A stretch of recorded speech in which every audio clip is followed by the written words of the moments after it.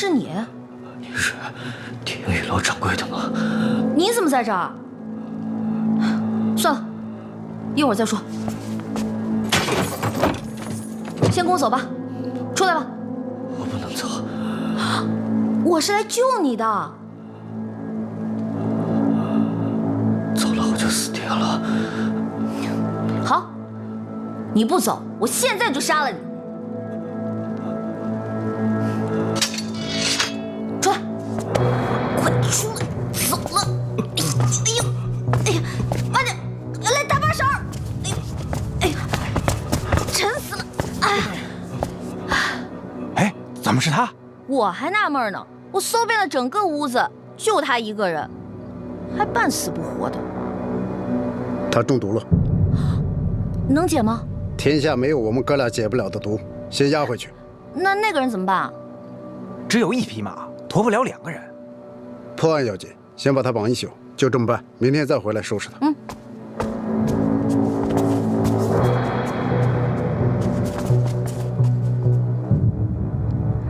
下去吧。是。刚才你说那个张子荣和周儿到现在都没有同房，是。你怎么知道？周儿亲口告诉我的。娘难道不觉得荒唐吗？哼，荒是荒唐了些，不过那到底是人家的事，也碍不着咱们什么。娘，周儿她还说什么？她常偷偷进宫，私会皇上。那个小狐狸真的这么说？是，她还要孩儿保密。皇上，周儿姑娘来了，下去吧。是。周儿见过皇上了。皇上，这不年不节的，怎么想起来放灯了？在为我大宋子民祈福。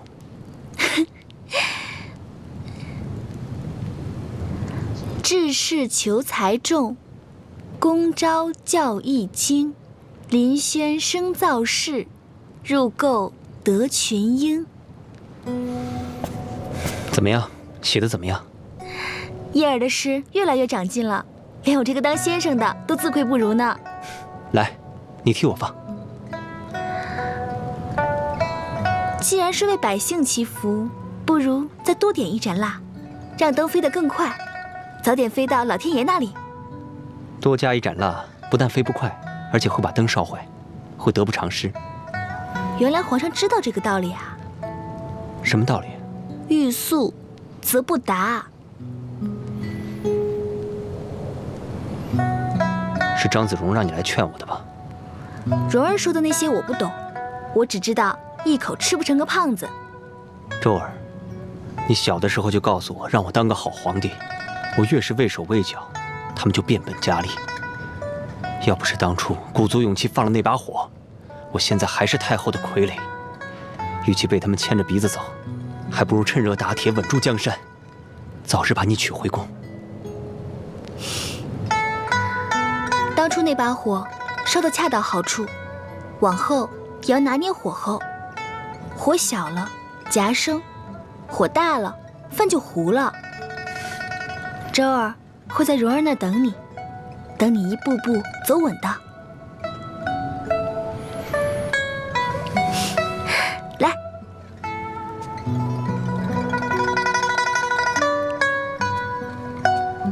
我们一起为大宋祈福，为百姓祈福。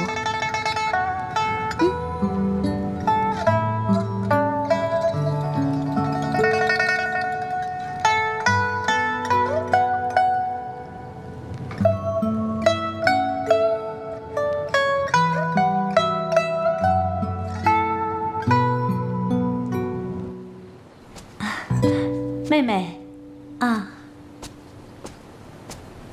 我给你做了点点心啊。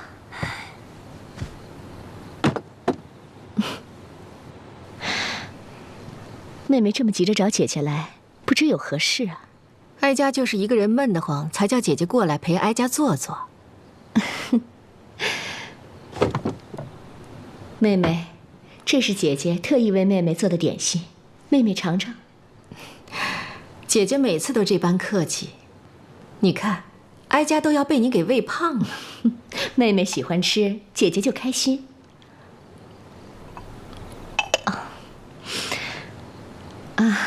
妹妹，上次说可以将夏统领委以重任的事情，妹妹意下如何？妹妹，这也是为了皇上。姐姐，你在宫中的时日也不比哀家少，有些事情应该比哀家更懂得。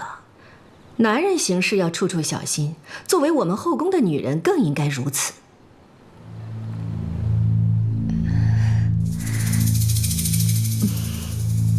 姐姐记住了。哀家也累了，姐姐还是早点回去休息吧。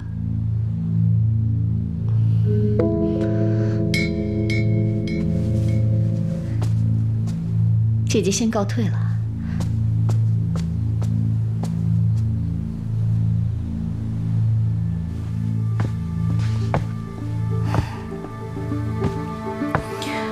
哎，过了今天晚上，可就只剩下1天时间了。如果2位叔叔救不活张东，你还有没有其他线索？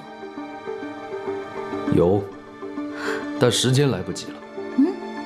范大人为了改革科举，光是主考和副考就增加至上百人，这些人难免官官相护，谁都有嫌疑。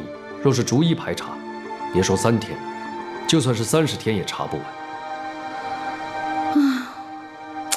你该怎么跟皇上交差啊？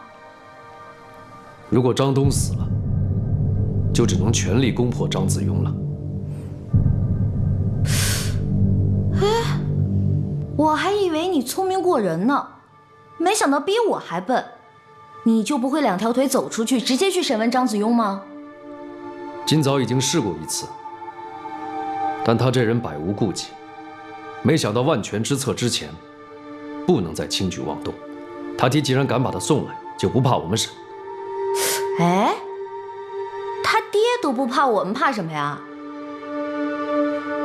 哎，你就先不要轻举妄动了，我替你去审。都什么时候了，你不要胡闹。谁跟你胡闹了？你以为就你会问啊？本小姐有的是招。哎，回来！包大人，包大人，怎么样？验出来了，金线蛇的毒汁。金线蛇？传说天下最毒有3，尼姑、砒霜、金线蛇。人里面最毒的是尼姑，药里面最毒的是砒霜，蛇里面最毒的就是金线蛇。别看只是1寸长的小蛇，被它咬上一口也是十死无生。那就是没救了。换别人还真就没救了。不过这次遇上我们俩，还有了一线生机。你们怎么会对毒物了如指掌？包大人一向都低估我们。我们与展大侠不同，他行走江湖凭的是功夫，我们2个凭的是3样本事。什么本事？第一找人，第2暗器，第3就是解毒。诗言志，歌咏言，声一咏，律和声，八音克谐，无相夺伦，神人以和。什么人和？哈，神。神？写诗还能成神？不能，说的是一种和谐的意境。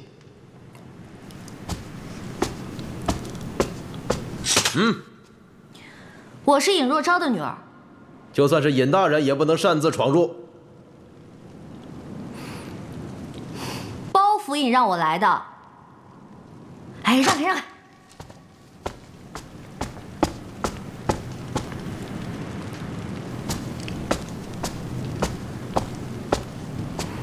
嗨，这个包黑子把你都给请来了。不是他请我来的，是我自己要来的。你来干嘛？来审我？我来讨债。我没欠你银子吧？你在我的听雨楼跟那个算命的唱歪诗践行，你吃肉喝酒的银子还没结呢吧？郭舅爷，你来牢里也是躲债的。闭嘴！哎呦，我出去10倍还你。切，这只是第一笔账。我说你有完没完啦？你在我的地界上犯了法，你触犯了我店里的规矩。嘿，我在你店里1没打女人，2没骂女人，3没调戏女人，我触碰你店里什么规矩了？我也是女人啊，你戏弄了我对你的信任。从一开始我就知道你不是一个什么省油的灯，我还以为你是除了我以外官宦人家里面最坦荡、最洒脱的，没想到你跟那个刘父一样龌龊不堪。哎，好，你要是这么说话，嘿，我还就真不欠你什么了。凭什么呀？我问你啊，如果你是当今的国舅，你为什么要参加科举？因为坦荡。你明知道舞弊是死罪，你为什么还要知法犯法？因为洒脱。我龌龊吗？不龌龊。为什么？因为我压根儿就没想舞弊。我在听雨楼里饱读诗赋，朝廷无缘无故的就改变了规矩，他们有本事改，小爷就有本事破。另外，小爷还有一个臭毛病，忘了告诉你了。什么臭毛病？告诉他。宁吃飞禽2两，不吃走兽半斤。等等，你是他什么人啊？在下陈世美，是国舅爷的朋友。你说的什么飞禽走兽？国舅爷靠阴补就可以不劳而获的。没错，你是尹若昭的女儿，我们以前都一样。可是我是有志向、有骨气的人，不想做赤山空。你有你的张良计，我有我的过墙梯。难道你盘下刘父的妓院，你就不龌龊了？你，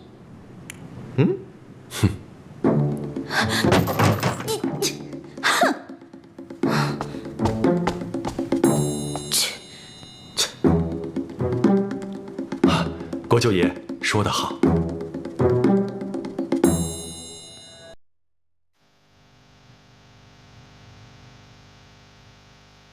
怎么不见一点起色？救得太迟了，毒液已深入5脏6腑，能不能撑过今晚，就看他的造化了。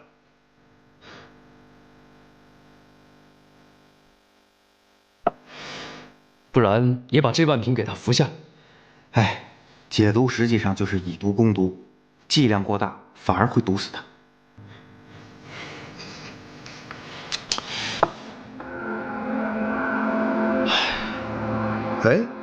半天没看见小姐了，她去哪儿了？光顾着张东，把他给忘了。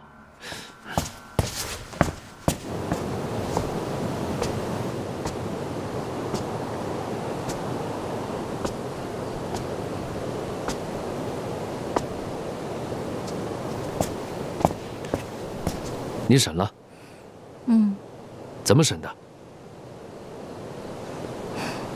黑子，张子雍不会开口的。为什么？因为我们是同一种人，换作是我，我也不会开口的。你们是哪种人？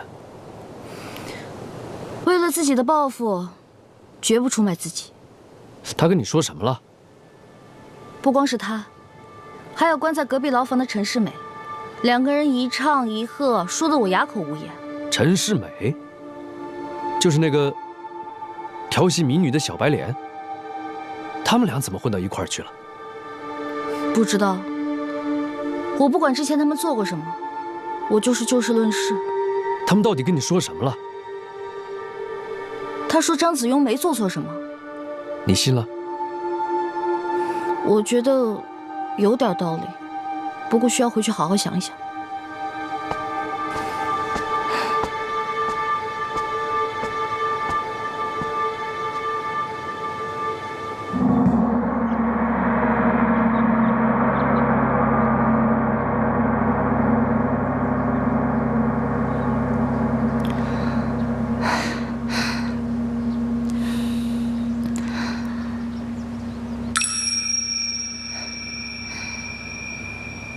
怎么有空想起我来了？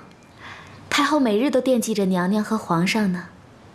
前几日银楼送来了一批首饰，太后一眼就相中了一条金坠子，惦记等着娘娘驾临，亲手送给娘娘呢。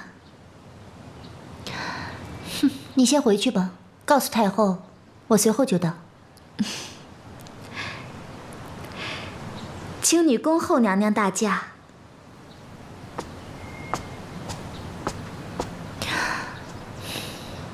太后还好意思来请我？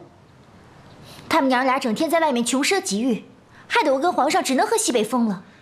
娘娘，要不还是让太监拿去热热吧，您多少还是吃点吧。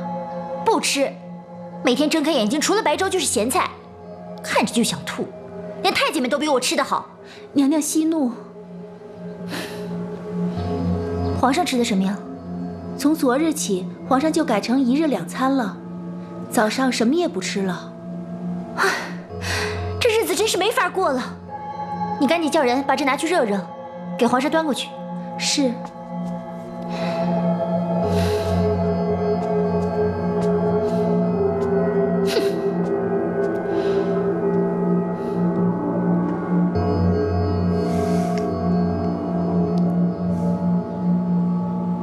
下不为例，以后不许再给朕送吃的了。皇上，这是臣从家里带来的，没有花朝廷的银子。节衣缩食，乃长久之计。朕每天蹭吃蹭喝，成何体统？缩减开支，光靠饿肚子，也不是办法。不饿肚子怎么办？太后苦了大半辈子，朕让她享享清福，也是尽尽孝道。如今国库亏的连官员的俸禄都供不起，哪能供应那么大的开支？现在他又想在府里养个戏班子，朕不从自己的吃喝里挤，难道从你爹的军费里挤吗？或许可以酌情缩减官员的俸禄。不高薪养廉，腐败贪污更加严重。那就用臣的俸禄，用你的银子养我娘，你把朕当成什么人了？都是恩因闹的，朕一定要废了他。皇上不可意气用事，只是说说而已，朕还没有饿糊涂。明天就要接榜了，包拯的案子查得怎么样了？没消息。快去催催包拯，今晚再不交出替考的人，就以抗旨论罪。臣这就去。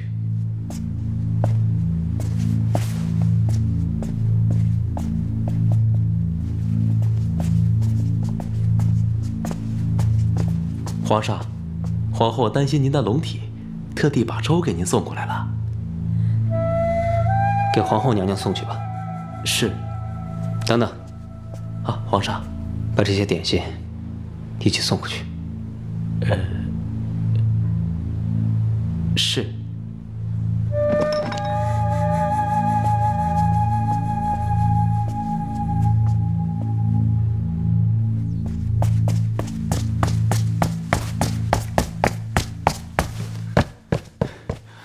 包大人，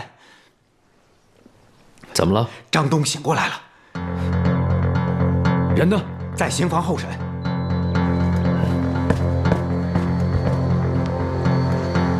包大人，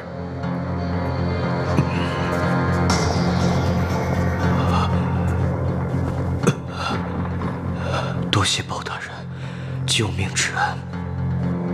起来吧。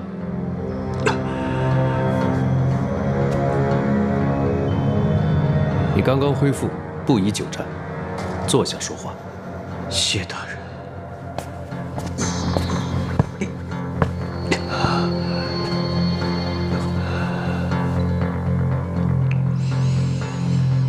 大人，我知道你为什么救我，但我绝对不会出卖少爷。你就没为自己考虑过吗？我在王延龄手里受尽了折磨，已经是死过一次的人，没什么可再为自己考虑的。我的命是包大人救的，任凭大人处置，我无怨无悔，但我也绝对不会交代一个字。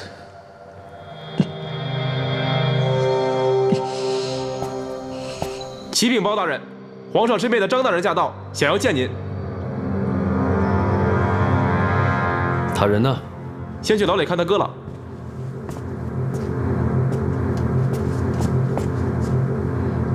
看好程度，不要让他跟张子勇见面。是。包大人，还审吗？违我的命令，先别轻举妄动。是。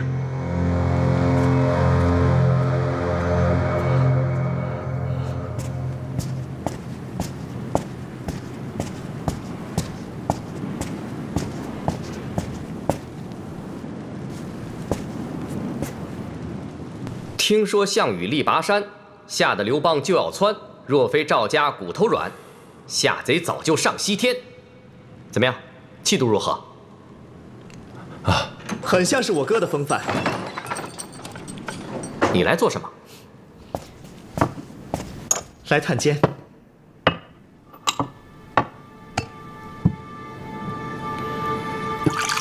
咱们兄弟俩很久没有一起吃酒了。哥，吃。不吃。为什么？吃了别人的嘴短，你是来替那个包黑子套话的。我是你亲弟弟，我知道亲疏远近。爹还是我亲爹呢，还不是一样把我送进大牢里来？爹有爹的打算，我们都是为你好。我看你们是为自己好吧？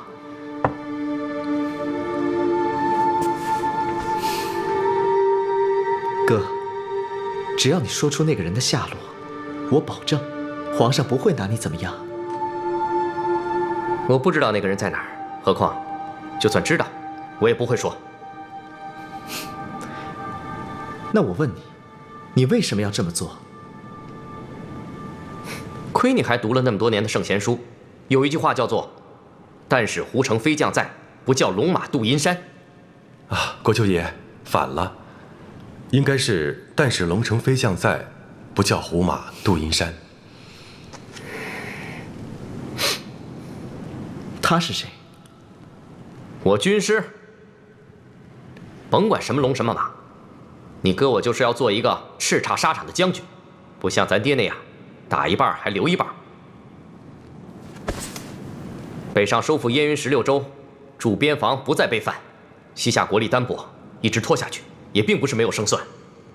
咱爹是枢密使，兵权在握，天天的求和上贡，丢尽大宋颜面，成何体统？武将就是要保家卫国的，爹却在皇宫里和那帮玩笔杆子的斗智斗勇，简直辱没了将门风范。所以我要靠武举，带兵灭了他们这帮西夏狗贼，把爹和张家的脸面全都挣回来。哥，你可知，平君莫话封侯氏，一将功成万骨枯。没听过。你可又知，一个士兵一年的粮饷是多少？不知道。多了不说，1000个士兵一年的粮饷，就远远超过进贡西夏的银两。打仗之道，哥哥比我更清楚。打西夏，又岂是1000个士兵就能打赢的？行了，别多费口舌了。你说的我不想听。那个包黑子想知道的，我也不会说。那要是我想知道呢？我倒真是想帮你在皇上面前立上一功，可我还真是帮不上你。我不知道那个人在哪儿，我是真的不知道的。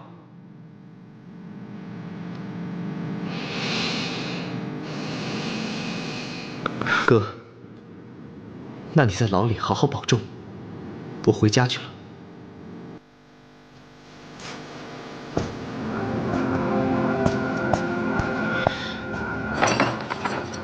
看见了吗？他是我亲弟弟。啊！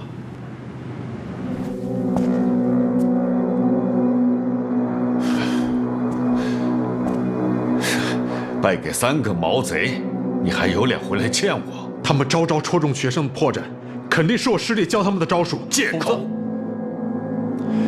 夏爷放心，学生一定会想法补救。怎么补救？张东现在已经被押回开封府了，我去把他再抢回来。不能再有任何闪失。是。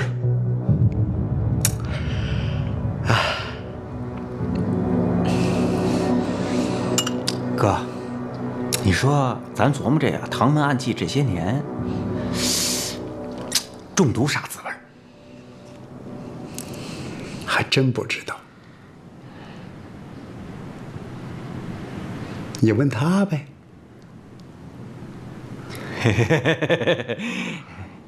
兄弟，反正闲着也是闲着，给我们俩说说，那个金线蛇毒啥滋味？如果要选一种死法，非他莫属。为啥？为啥？一真一幻，想什么来什么。明知必死无疑，但死得其所。说的跟做梦一样。比做梦实在。哎，俗话说，那百闻不如亲历。哥，反正那解药还剩半瓶，要不咱俩没事的时候试试？行啊，兄弟。你看你这。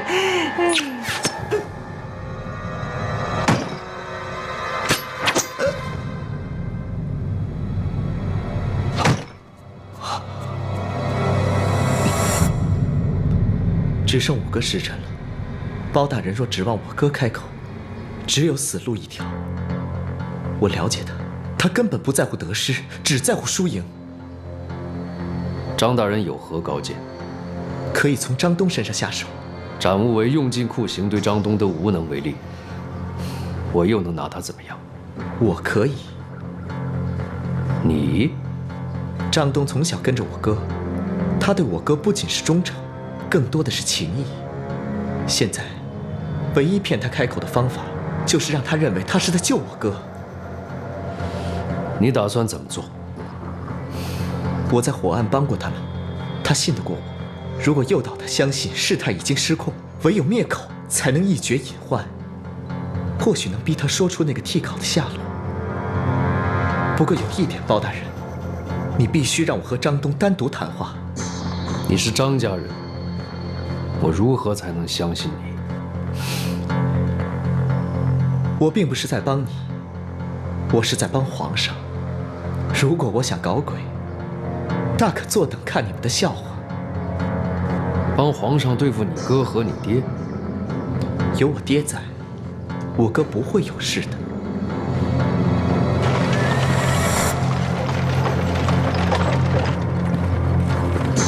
你是谁啊？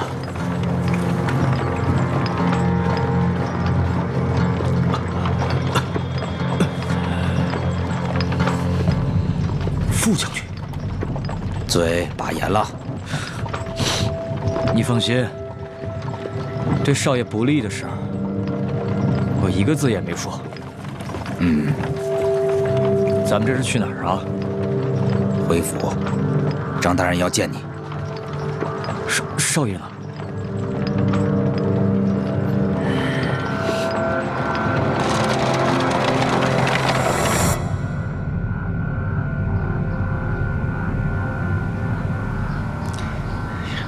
真是的，玩了半辈子暗器，没想到阴沟里翻了船。看到是谁干的了吗？哎，药力太猛，没顾得上看就昏过去了。肯定是那个展无为，昨天晚上就应该把他一块押回来。包大人，您放心，好汉做事好汉当，等我哥俩缓过劲儿来，我们再把人抢回来。对，去哪儿抢？去老地方。他会在那儿等着你们？即便再凭你们那3板斧，还想再赢他一次？哎呀！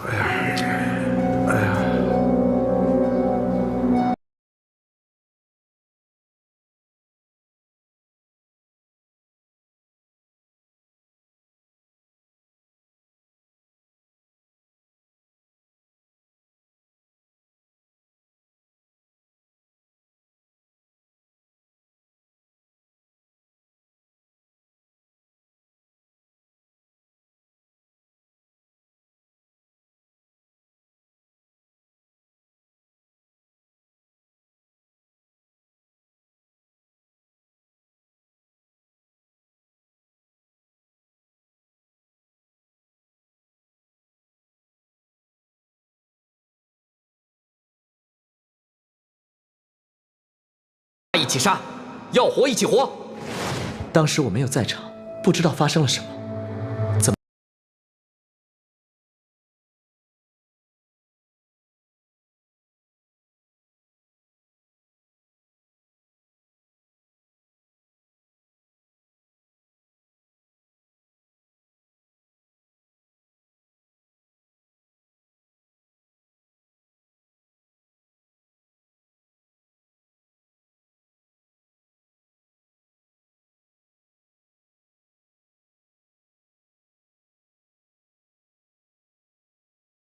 谁能模仿那种惨叫声？干嘛？将功赎罪。春叫猫儿，猫叫春，听它越叫越精神。保证也有猫儿意，不改人前叫一声。写的怎么样？出手不凡。实话。啊，实不相瞒，国舅爷的诗不能单看一首，要多看几首，才能品出其中的门道。继续说。啊，多数文人雅士的诗虽说精美斐然，但是仔细想想，难免娇柔造作，不像国舅爷的诗直截了当，从不惺惺作态，像是写给自己的。哼，这话我倒不是头一回听说。哦。还有人这样评价过？以前有一个叫韦文清的家伙也这么说过。韦文清？怎么？你们认识？哦，不认识。那个成事不足败事有余的家伙，有朝一日让小爷遇见，小爷一剑扎死他。他得罪过国舅爷？岂止得罪，小爷我这次入狱全拜他所赐。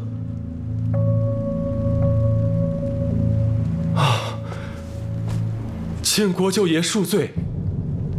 你这是干什么？小人胆大包天，向国舅爷撒了2个谎。哪2个？其实小人认识韦文清。你到底哪句话才是实话？刚才小人以为他是您的朋友，所以没敢说出实情，怕……行了，说第2个。小人不是因为躲债而进的大牢，而是因为保命。保命？都是那个韦文清害的，请国舅爷替小人做主。行了，站起来说。谢国舅爷。到底怎么回事啊？小人本是湖北均州人，寒窗苦读了10几年，来京就是为了考取功名。可是没想到有天夜里，小人正在读书，主考官跟那个韦文清就过来找我。知道吧？啊，知道了。陈世美见过大人，不知大人找我何事？啊，好，来，坐下说话。谢大人。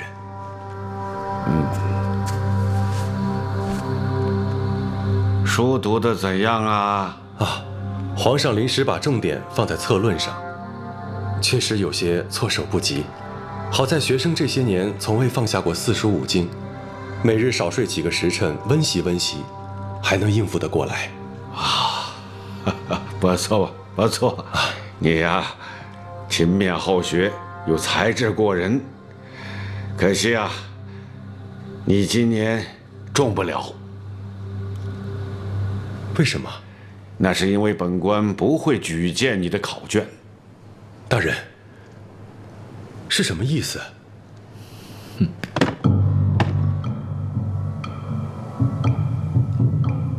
听说陈公子才华横溢，我愿将这500两银子赠与你，还请陈公子行个方便，替我的朋友代考。若是考中了，这些银子都是你的。开什么玩笑？如果陈公子觉得我是在开玩笑的话，那你不但名利两空，性命也堪忧了。你是什么人？指路人。你眼中还有没有王法？我也是替人办事，托付我的人就是王法。不，皇上刚刚颁布了圣旨，今年科考的卷子都是密封的，除非你们现在要了我的命，否则休想埋没我的考卷。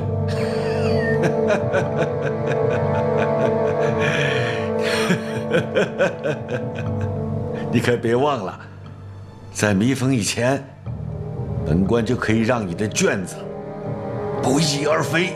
啊，陈公子，我们无怨无仇，都是身不由己。我劝你还是拿人钱财与人消灾吧。等事成了之后，回老家享享清福，3年之后再来考也不迟。啊，不。那天夜里，我把圣贤书都烧了。圣人们说宁为玉碎不为瓦全，还说锲而不舍金石可镂。可他们从没说过胳膊拧不过大腿。我当时只有一个念头，绝不能让他们得逞。所以你就躲进了大牢？不，我替他考了，但是我不会让他如愿。你要让他落榜吗？恰恰相反，让他落榜只能让他失去一次功成名就的机会。我要让他高中。你什么意思？我后来打听到，托我代考的人只是想中武举，可是凭我的学识，帮他中榜易如反掌。考武举？没错，考武举。所以我要竭尽所能，让他比文举的考生还要出类拔萃，最后考成新科状元。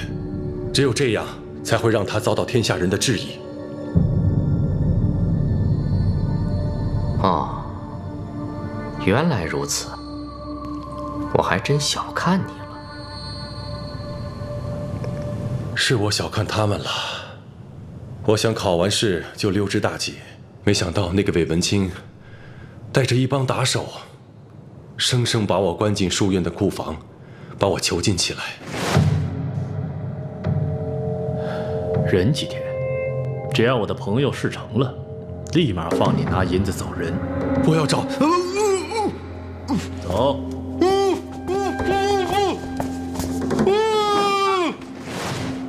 你如何躲进大牢的？就在前天夜里，书院突然起火了。我开始以为是韦文清放的，他要杀我灭口。眼看火快烧到我跟前了，我急中生智，想出了个脱身的办法。可这时候，外面突然传来打斗声。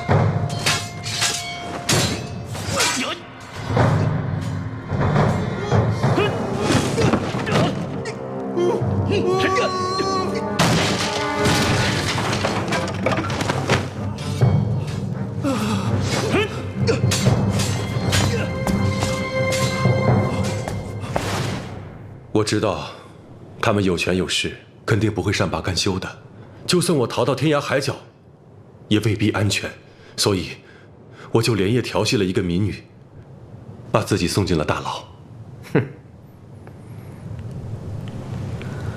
唉，没想到天底下还有如此荒唐的事情。好在老天开眼，让小人认识了国舅爷。因大仁大义，一定要替小人讨个公道。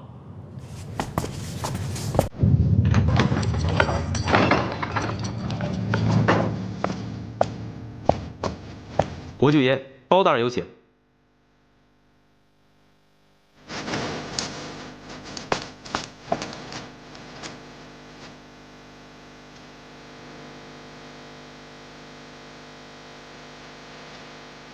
你们下去吧。是。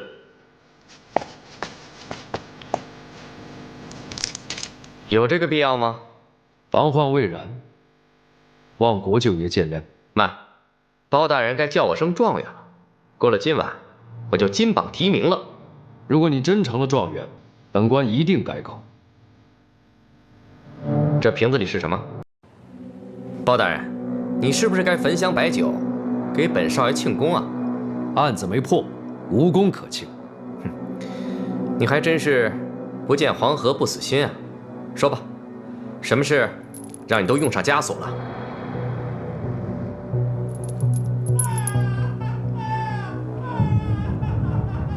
哼！没想到包大人还玩起了刑讯逼供，怎么着，吓唬小爷呢？这不是在动刑，是中毒后痛不欲生的惨叫。中毒？哎呀！哎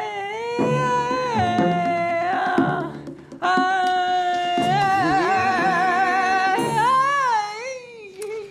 哎，我说兄弟，你能叫他逼真点吗？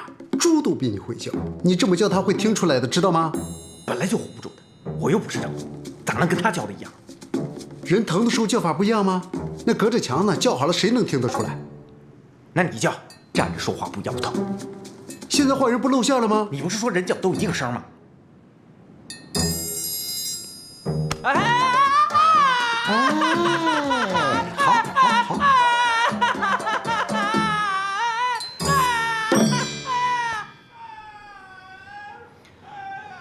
谁中毒了？张东。什么？王延龄的手下为了逼他出卖你，给他服了毒。王朝马汉把他救回来的时候，他已经被毒药折磨了5个时辰。张东中什么毒了？断肠草。桌上这炷香烧完刚好是6个时辰，到时候张东就没救了。那你应该去找郎中，你把我叫来干什么？能不能救他，全看国救你。你什么意思？这个小瓶装的是红毒灰，平常人喝下去必死无疑，但它恰好可以跟断肠草以毒攻毒。你在跟我谈条件是吗？只要国舅如实招供，本官立刻为他解毒。哼，小爷才不会为了一个奴才而出卖自己。为奴才你不会，但为朋友你会。没想到你也如此下作。祸是国舅闯的，毒是展无为下的，我也只是顺水推舟。你现在就是见死不救。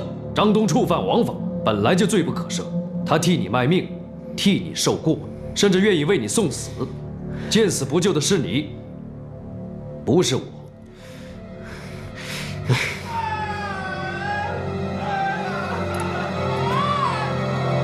你信不信我现在就要了你的命？来人！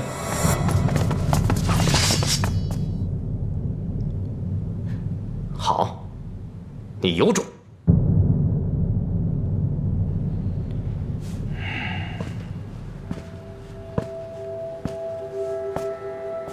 说，那个替考到底是谁？是书院的一个书生。其实，我和少爷也没见过他。少爷说，多一事不如少一事，从头到尾都是托一个叫韦文清的枪架操办的。什么架？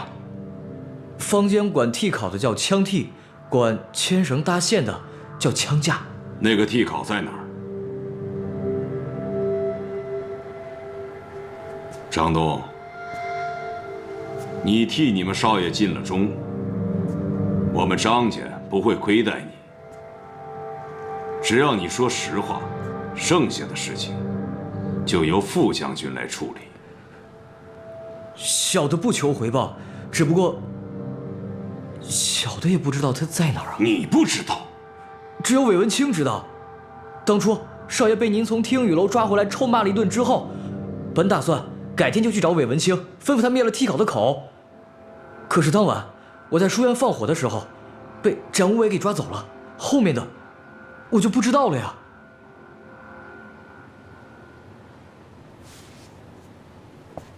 为什么去放火？是少爷吩咐我去的。本来没想把事情闹得这么大。天亮再去找韦文清。你先去趟书院，把今天所有考生的文案通通烧了。又放火？对，但是这次只烧文案，别把事情搞大。知道。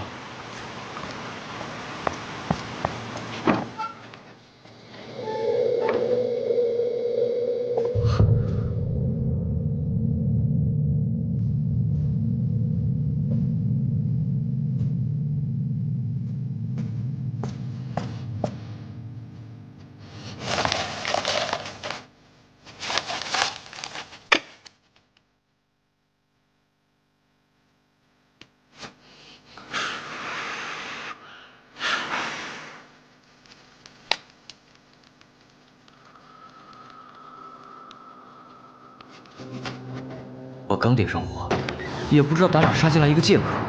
不问青红皂白，上来就跟我动手。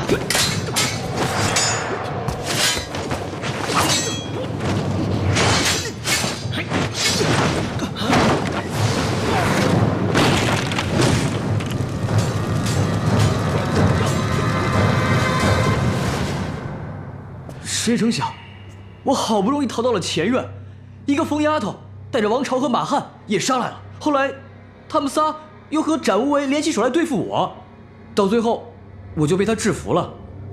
哦，可他们仨也被展无为算计了。就这样，我就稀里糊涂的被抓到了王延龄的私牢里去了。什么乱七八糟的！副将军不是把你从开封府救出来的吗？张大人，他是被王朝、马汉和那个疯丫头又给救回开封府的。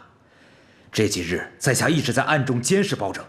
昨天我见王朝他们跟一个大侠学了一下午的剑法，到了晚上就鬼鬼祟祟的出去了。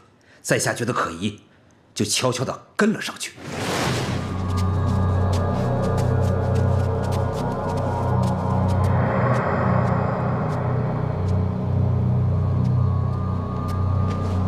一直跟到郊外，我才弄明白，原来他们是奔着展无为去的。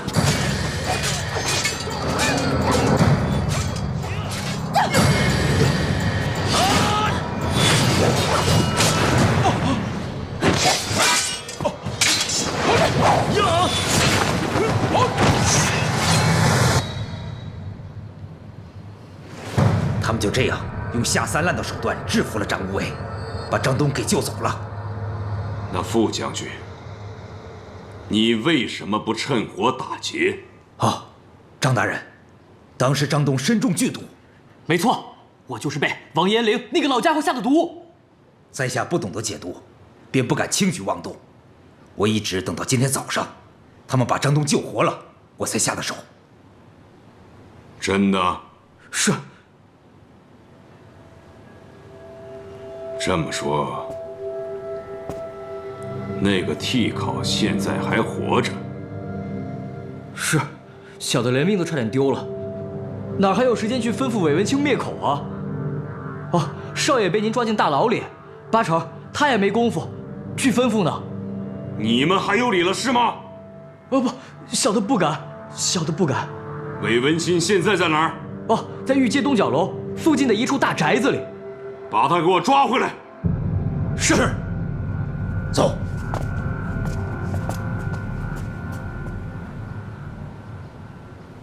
张东有情有义，着实令本官刮目相看。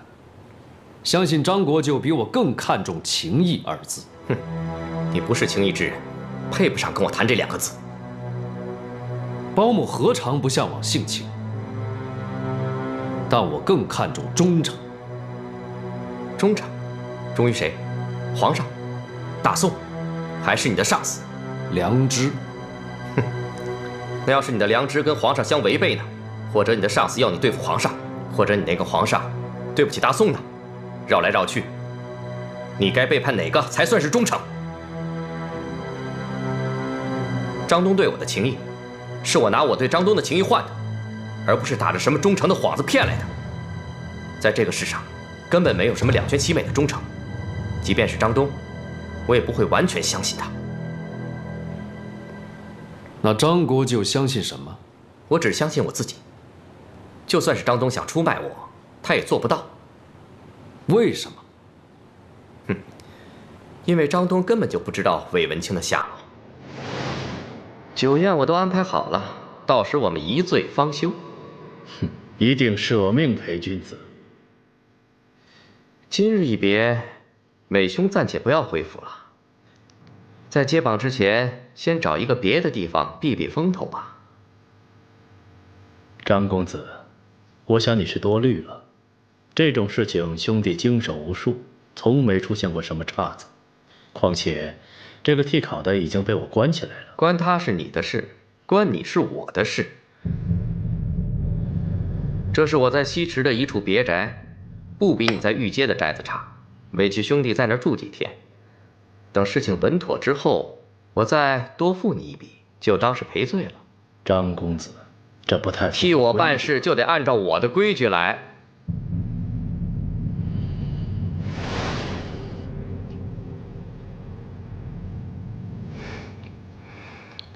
卸磨杀驴的事我做不出来，你赢了，我该招的都招了，希望包大人可以履行自己的承诺。去，把解药拿给张东。是，慢着，我不相信你，我要亲眼看着张东把解药服下去。解药不会也是假的吧？是真的，但张东不在隔壁。张东在哪儿？我也不清楚。之前他的确被斩无为下毒，是王朝马汉救了他。不过半个时辰之前，他被人劫走了。隔壁的叫声是马汉装的。国舅见谅，在大是大非面前，我只能出此下策。带回牢房。是。别动！给我记住了，小爷随时能要你的命。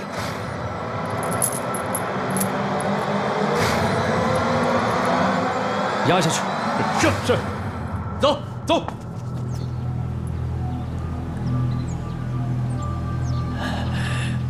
确定是这儿吗？好。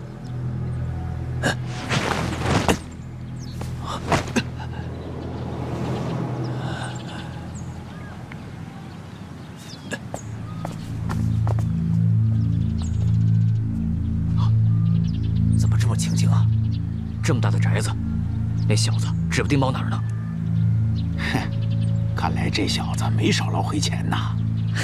他干成一笔，顶您1年，顶我10年。哼，乖乖，可惜他无福消受了。走。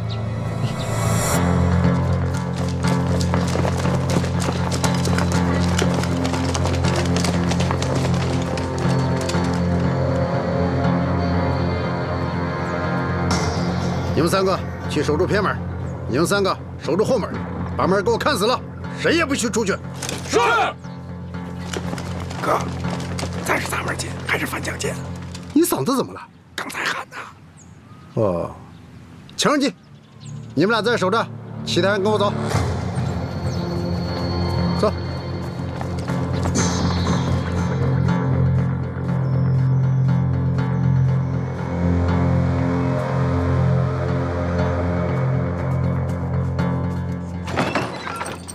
国舅爷，请。哎，国舅爷，得罪了。等会儿，去弄几个菜，再温壶酒。酒？没有就去买呀。哎，好，好。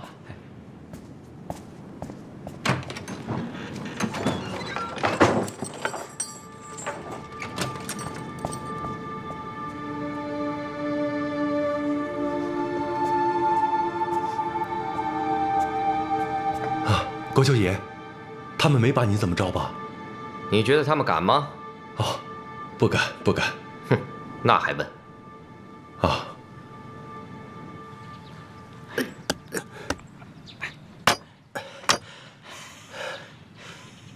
哥，这奖励咱们1回够的。对啊。咱跳不跳？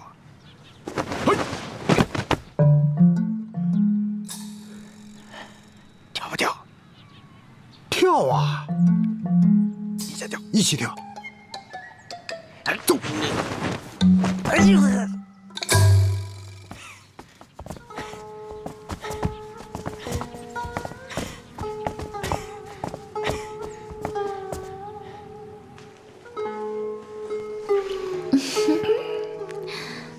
小爷。不叫。叫爷。偏不嘛。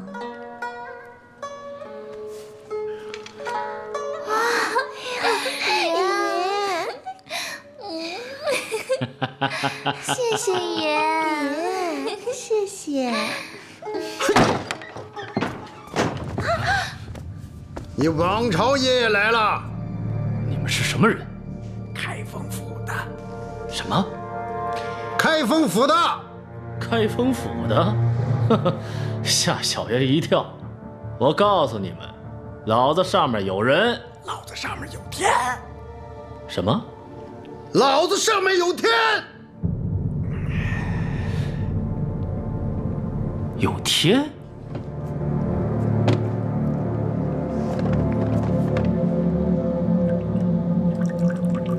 小人没猜错的话，这顿酒应该是洗尘酒。看来国舅爷要重见天日了。哼，请吧。哎，敬您。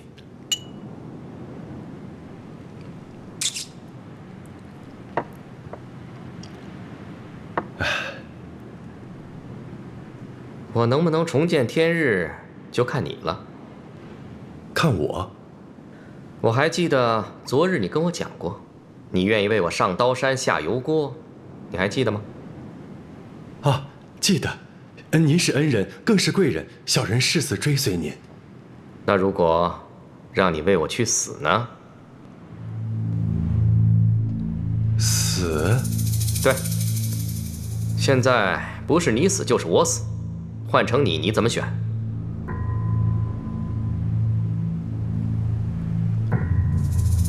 哦，当然是我死，死而无憾。啊，小人对国舅爷的忠心，天地可见。好，那你就以死尽忠吧。啊？为什么？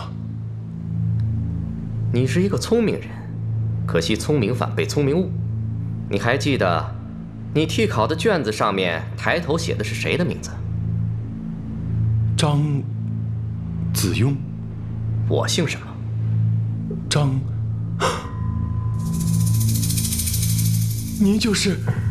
哼，没错，我就是那个顾韦文清找你替考的一介武夫。如你所愿，我中了状元。啊！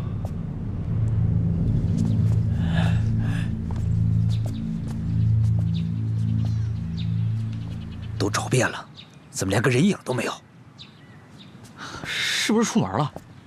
这么大个宅子，就算出门，也该有下人啊！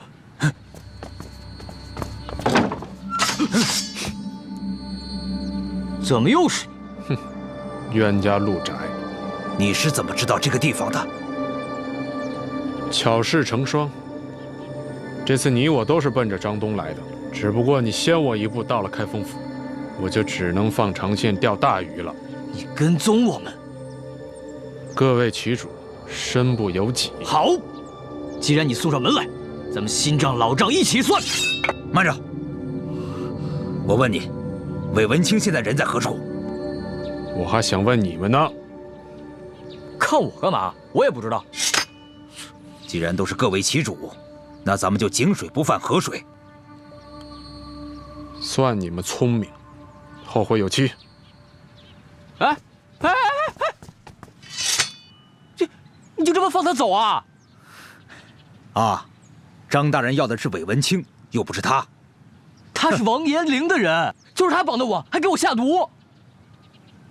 想报仇是吧？啊，找他去吧，我不拦着你。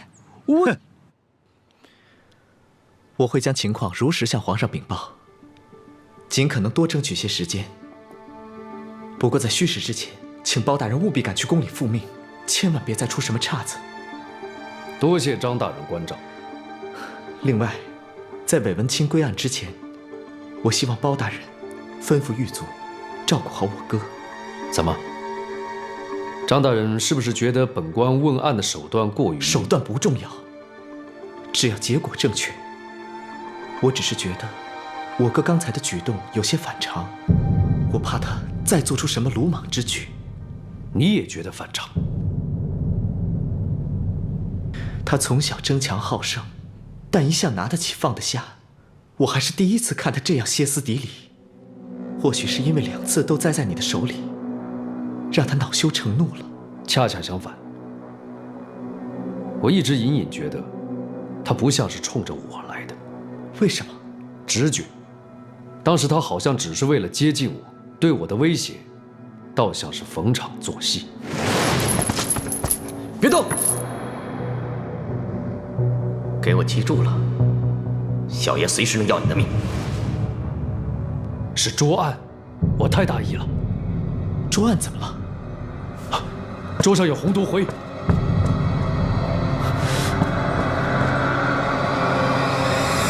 我也是迫不得已，换成您会善罢甘休吗？不会，但我未必有你做得好。想当初，我也想放你一条生路，可是现在包拯把我逼上了绝路，不是你死就是我死。换成你会怎么做？如果您能保我前程似锦，这件事情我会烂在肚子里。我们俩各取所需，以后我保证对您忠心不二。晚了，当初要是我中我的榜，你收你的钱，事情也不会闹到如此地步。但你不是这样的人，今天可以效忠于我，明天你就可以忠于别人。我凭什么信任你？既然如此，那只能听天由命了。可是我也不能自行了断啊！我从来就不相信什么忠诚，更不会相信你会以死尽忠。那您想怎样？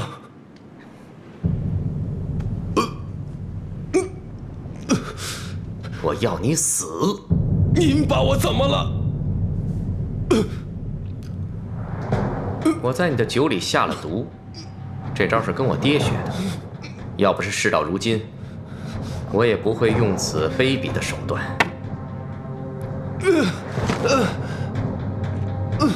救命啊！魏文清那家伙以前给我算过一卦，说我这个人多败于时运不济，还真让他说中了。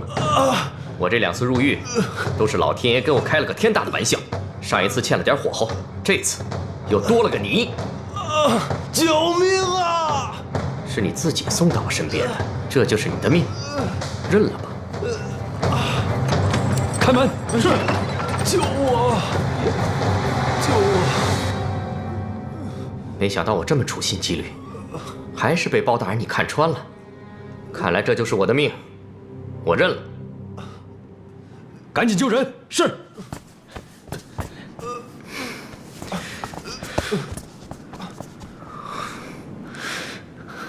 你为什么要给他下毒？自己去想。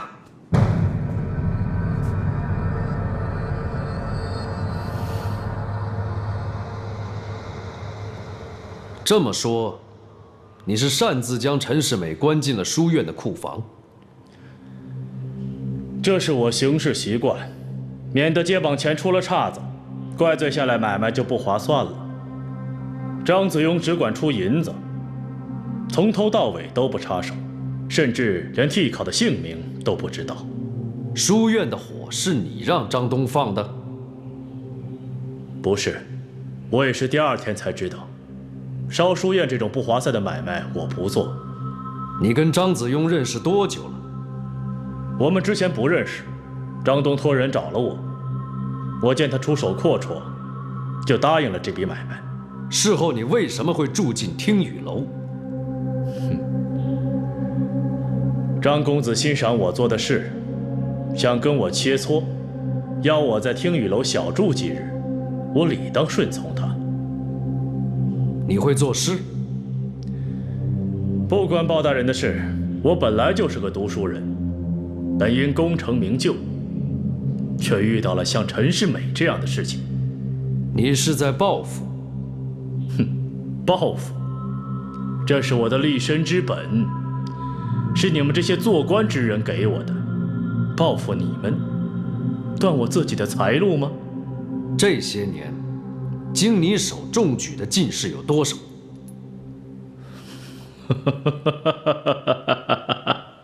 原来包大人在这儿等着我呢。我若是不说，我还有可能出去。我这是说了，不仅皇上要杀我，包大人要杀我，门外有一堆人等着要杀了我。都有谁？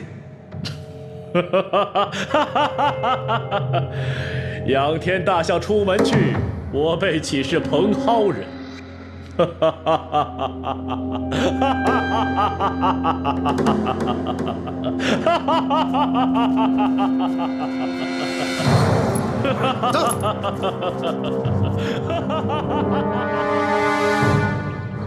你们这些酷吏，放我出去！关着我你也不会知道名单，放我出去！包大人，这韦文清都喊了一天了，他不死，我俩快烦死了。他要什么，咱们就给他什么。他这不过是嘴硬了点，这种算盘人，两鞭子下去，啥都着了。你还想动手？那我们凭啥伺候他呀？因为他很重要。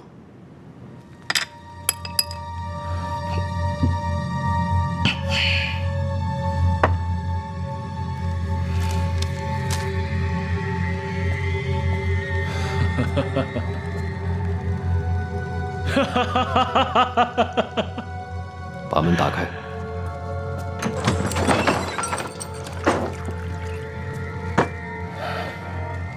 韦公子还不认罪吗？明明会有人救我出去，这桩买卖没有剔除我的道理，执迷不悟。是包大人执迷不悟。念天地之悠悠，独怆然而涕下。韦公子应该还有太多不甘心吧？就忍心这么不言不语地走吗？走，当然要走，而且我很快就能走了。一走就是阴阳两隔。你杀不了我！外面要杀你的人早已布下天罗地网，甚至可能这牢狱都保不了你。不可能！不可能！韦公子才真是天真的那个人。你安然无恙地从开封府走出去，难道就不可疑吗？对于那些怕你乱说的人，没有什么比杀人灭口来得更周全。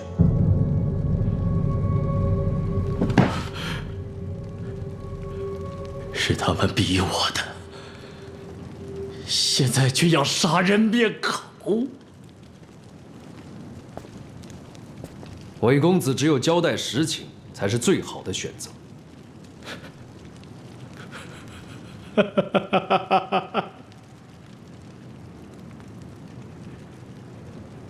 事情就是这个世道逼我的，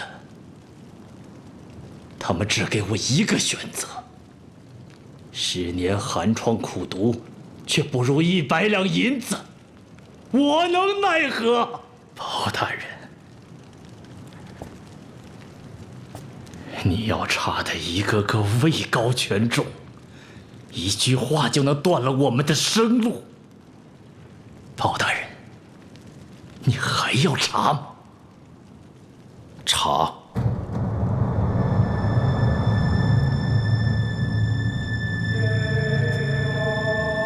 在下不才，但是有一点绝对无人能及，那就是过目不忘。他们要帮谁，谁替考，谁要，所有事情我都记得清清楚楚。账本丢了就丢了，但是只要我不死，他们就不会消失。包大人，我招，您可记好了。王朝马汉在。笔墨拿来。是。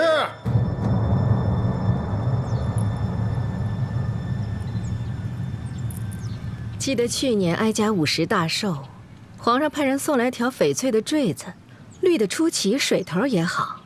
哀家寻思着，这再好的翠也不如金子显贵气，恰好这金枝玉叶，寓意也好，哀家一眼就替皇后相中了。娘娘怕是离宫的日子久了，忘记了皇家的运气。这贵气哪是显出来的呀？那是与生俱来的。和皇上送您的寿礼相比，金子怕是太刺眼了些吧？青儿，怎么了，娘？喜欢吗？喜欢。不过，皇后说的对，若是配凡夫俗子，这金叶绰绰有余；配皇后和娘这样的皇亲国戚，反倒是官上加官了。既然喜欢，娘就把它送给你了。谢谢娘。皇后也别往心里去，都怪哀家想的不周全，下次一定挑个好的给皇后补上。不必破费了，我呀也不缺首饰的。等到缺了再送就晚了。虽说这是身外之物，可人活一世，有几样是从娘胎里带出来的呢？知道皇后要来，哀家特意让下人准备了上好的茶点，我们边吃边聊。哀家有话要跟皇后说。最近总是梦见兰花，记着上次梦见兰花开，没几天哀家就怀上了一儿。哀家最近总是梦到这个，寻思来寻思去，不知是不是寓意着哀家要抱上皇孙了呢？哀家熬了大半辈子，总算是苦尽甘来。眼看着皇上一天比一天成气候，哀家就盼着能早点抱上皇孙。不知道皇后什么时候才能圆了哀家这个心愿呢？这个，您得去问皇上。你们小两口的事儿，我问谁不都一样？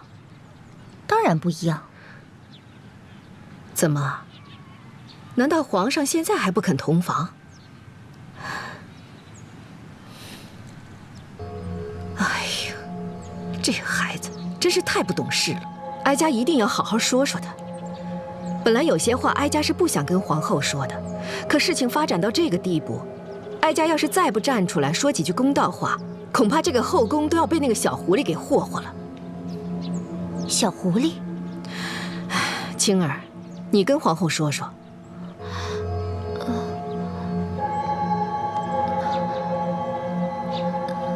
前天，周儿妹妹亲口告诉我。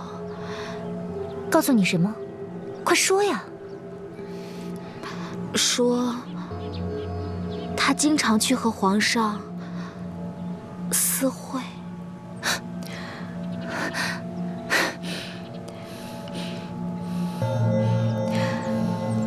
皇后，你别太往心里去，一儿那是一时糊涂，哀家找个机会肯定好好管教她。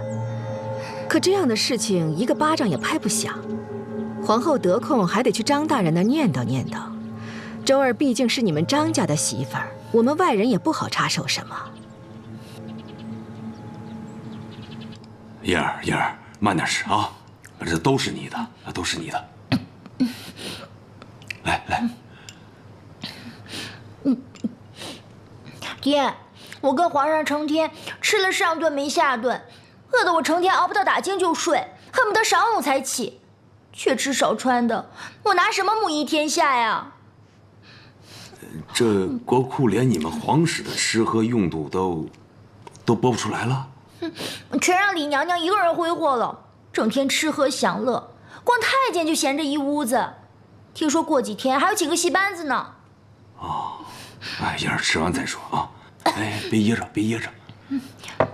爹，陪皇上尽孝我也就忍了，可他姓赵的一点良心都没有，成天对我爱答不理的，到现在还没让我侍过寝呢。这大姑娘家的没羞没臊。我怎么没羞没臊了？我是正宫皇后，我天经地义。他姓赵的才是没羞没臊呢。爹，他居然背着我跟狐狸精偷情。行了，哪有什么狐狸精？就是那个姓周的你儿媳妇儿。闭嘴！反正这日子没法过了。爹，我要退婚。混账！你这是大逆不道。那您就快管管吧，要不然今后这太子指不定是谁生的了。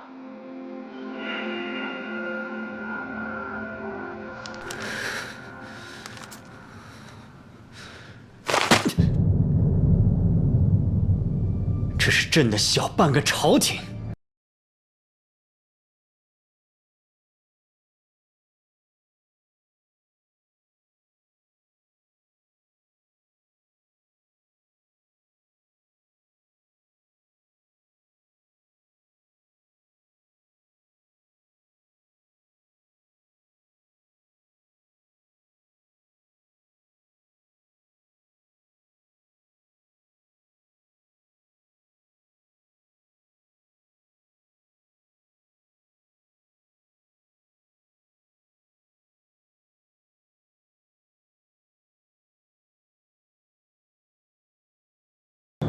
账本李光今年就有不下100人牵扯其中，如果连这个都忍，迟早会天下大乱。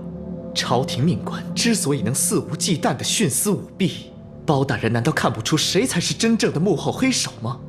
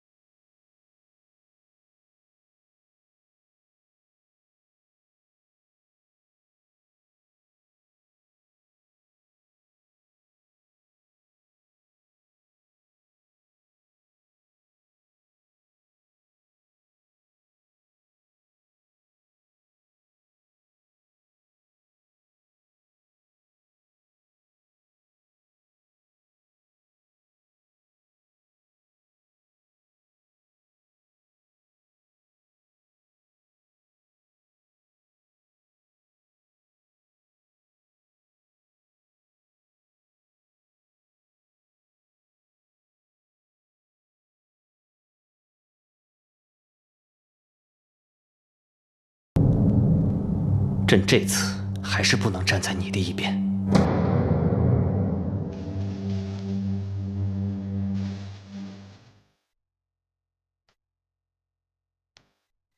我太爷爷在世时，天下还是李家的。那个时候，我们家是银匠，专门给你们这些达官贵人打造银器。估计老太爷做梦也没有想到，到了我这辈，居然咸鱼翻身，一猛子窜成了国丈。我儿子还娶了前朝皇室的后人，真是祖坟上冒了青烟了。张大人大晚上的把周儿叫到这儿来，就是为了说这些？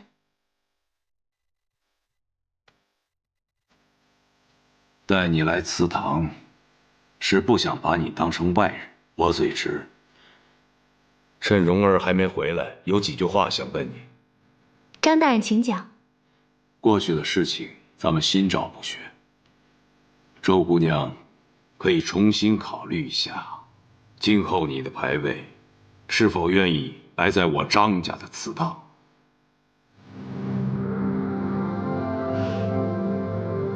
周儿，如果说不愿意，张大人，但说无妨，老夫绝不强求。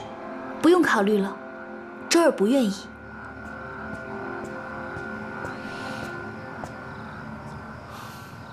爹，周儿，你们在吗？回来的正好。既然周姑娘心意已决，那么老夫就知道如何跟你们摊这副牌了。你先出去吧。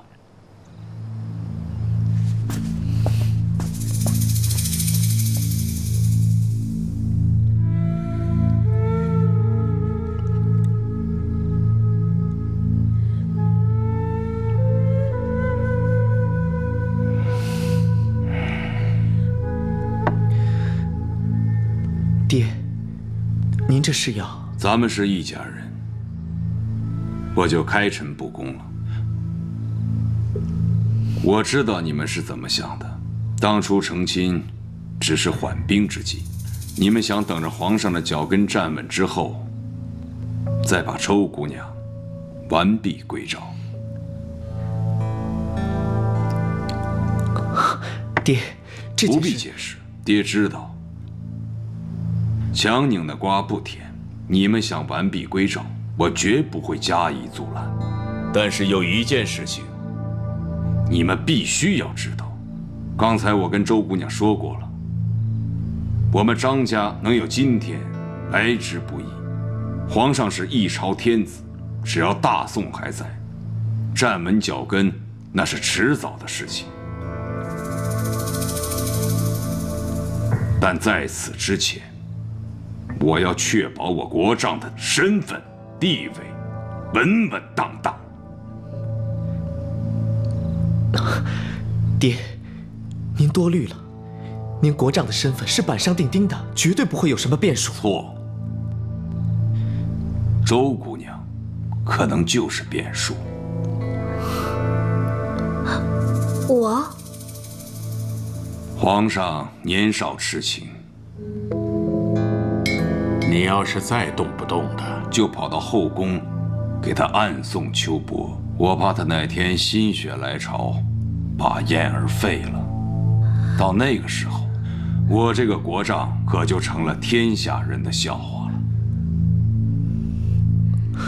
皇上不会做这种傻事的。他连后宫放火都能干，还有什么事情不能干？我答应张大人，以后不会再去见皇上。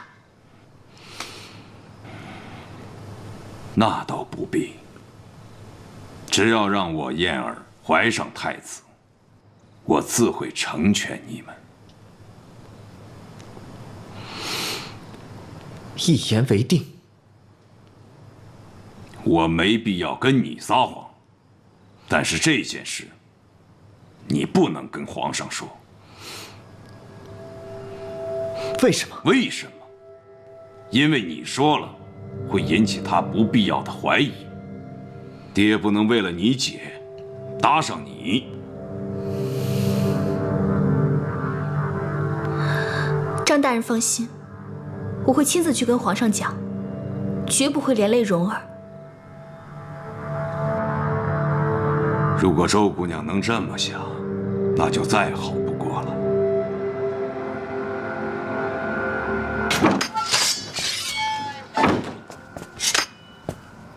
包大人，早留点神，也不至于兜这么大个圈子。啊，这冥冥之中自有定数。张东如果没被劫走，说不定您还想不出怎么审张子雍呢。玩忽职守，你还有功？嘿嘿，没功劳还有苦劳呢，好歹没耽误您交差吧。就是的，我嗓子都喊哑了。您听听，陈世美怎么样了？都已经见了。省着点嗓子，让你哥说。命保住了，休养休养就好了。明早能康复吗？应该差不多。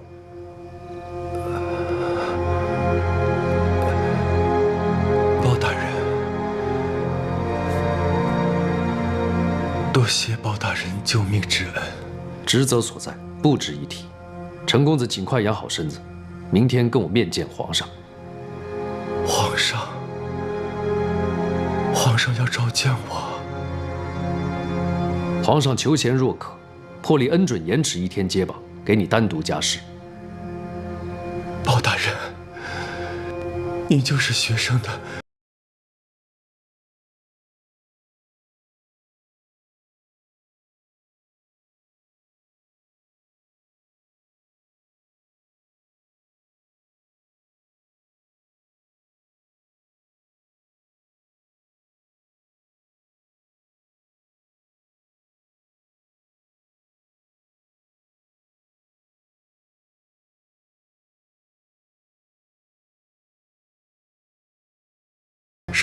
是。多歇息。多谢包大人。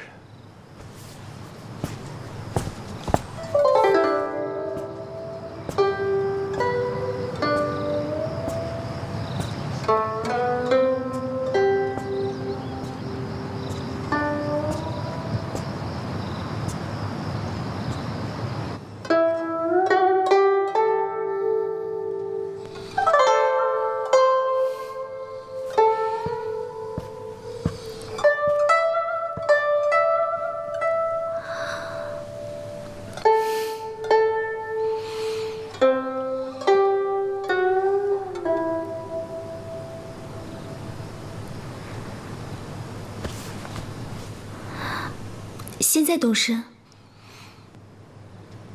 你打算怎么跟皇上开口？好说歹说，结果都一样，不如直说。周儿，委屈你了。你爹说的没错，这样对大家都好，周儿没什么委屈的。走吧。周儿，秦生是不会骗人的。你被强嫁到张家做媳妇，而我从小被送到皇上身边做伴读。说到底，我们都是人质。我理解你的心情。周儿本就是无根柳絮随风飘，如今被你们错当成了玉，要完璧归赵。既然是等，在哪儿都一样。过了今晚，我想回戏班子。不行，皇上不会答应的。你姐容不下我的。等她怀上龙子，我会去跟叶儿解释的。周儿，你知道当年皇上为什么放那把火吗？为了夺回本属于他的权利。皇上心中那团火是因你而燃起的。你留在这里，皇上心里那团火才不会熄灭。眼下内忧外患，皇上才刚刚站稳脚跟。周儿，答应我，留下来。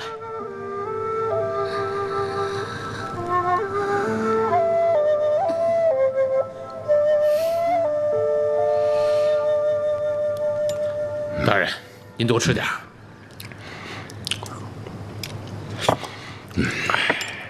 我吃饱了，你们俩慢慢吃。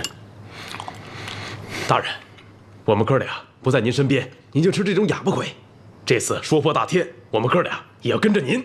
包大人正是用人之际，你们俩一身武艺留在我身边，大材小用了。大人，我们俩天生就不是干捕快的料。再说了，包大人不还有王朝马汉呢吗？对呀，俗话说得好，一山难容二虎，啊不是4虎。我们几个碰到一起就掐，留下来还不够给包大人添乱的。王朝马汉比你们年长，又是你们的前辈。这次如果不是他们俩以身犯险，这个案子也不会破得这么快。我们应该好好感谢人家才是啊。包长，范大人，包大人，让您受苦了。严重了，这点苦算不了什么。包长，这次如果不是你殚精竭虑，范某恐怕是凶多吉少啊。包大人，范大人，你们聊吧，我们哥俩去外面赏月去。今晚月黑风高，不如你们到后院帮王朝马汉添个人手。听包大人的。是。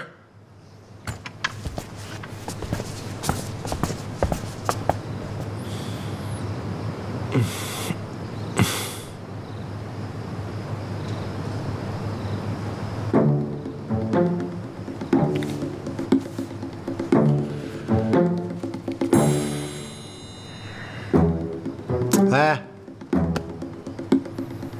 我说你老看人家干什么呀？说不定他明天就是状元了，看一眼少一眼喽。状元有什么新鲜的？咱们当捕快的，子孙3代都不让考状元，我叫着眼红。就算让你考，你考得上吗你？说不定我曾孙子有出息呢。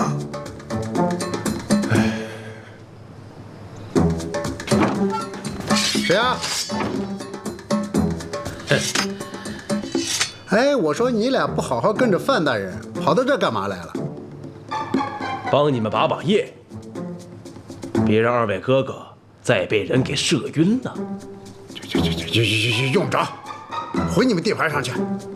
不稀罕，再过2天，这地盘都是你们的。哟，怎么着？你俩被包大人辞了？他可舍不得，是我们觉得做捕快没前途。张子荣年纪轻轻，竟然如此有远见。幸亏他站在皇上这边，要不然日后必成大患。他的立场我始终将信将疑。说到底，他是张家人，万一这次他们父子串通一气，范大人才真的是凶多吉少。不管是福是祸，范某为了大宋，必须闯这个虎穴。贼人不成，反倒白白断送了忠良，这算哪门子王法？范大人，边关不比京城，一旦出了闪失，没人帮得了你。只要贼人当道，天下何处不凶险？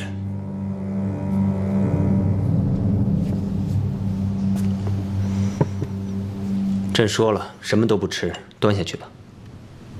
皇上，一天没用膳了，端下去。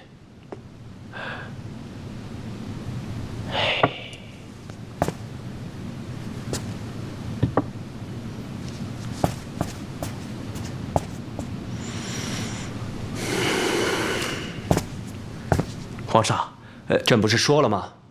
怎么又来了？是周儿姑娘来了。周儿给皇上请安了。你怎么来了？柔儿送我来的。她说啊，你一整天没吃东西，我来给你送点吃的。我不饿。不饿？不饿，那我自己吃啦。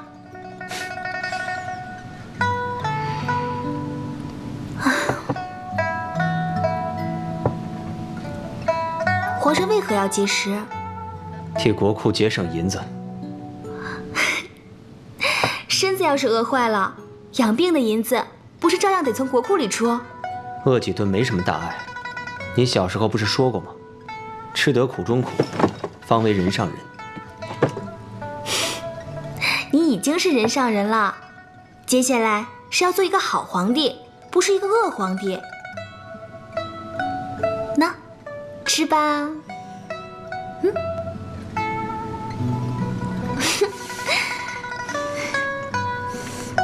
好吃，从哪儿来的？我亲手做的。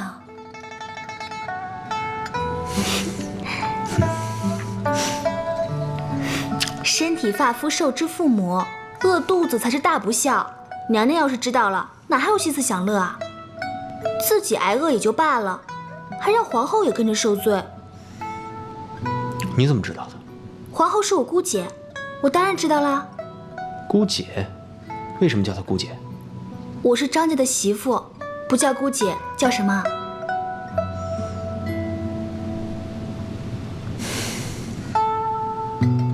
你不会假戏真做了吧？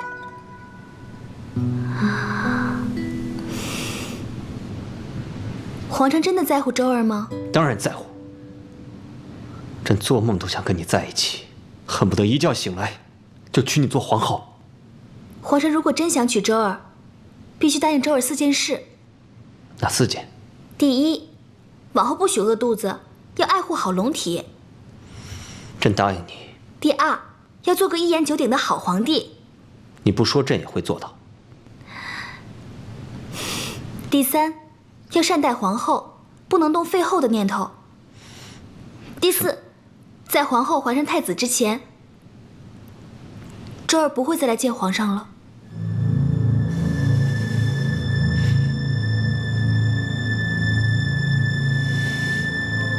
是张子荣让你这么做的吧？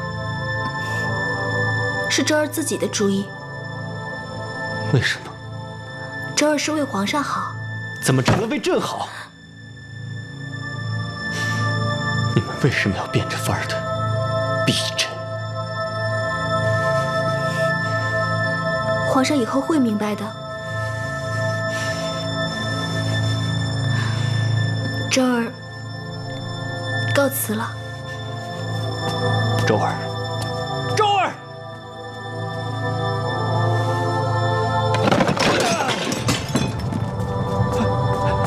皇上，出去！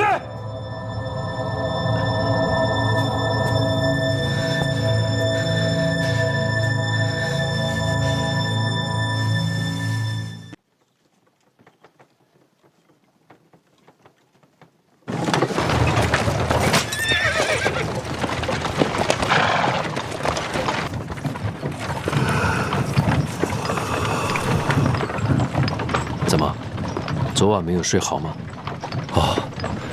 学生一想到要面见皇上，就辗转反侧，生怕考得不好，辜负了圣望。不必担心，今年的试卷是范某出的，虽然你的观点与我不同，但也不失为一篇非常好的文章，正好也符合了皇上的心思。范大人，您出题的本意，大人可否赐教？赐教不敢，天下论点本来就是求同存异的，没有高低之分，只有善恶之别。皇上为百姓担忧，我们为皇上分忧，百姓们过上安居乐业的日子，这天下不就是太平盛世了吗？范大人的话，学生铭记在心。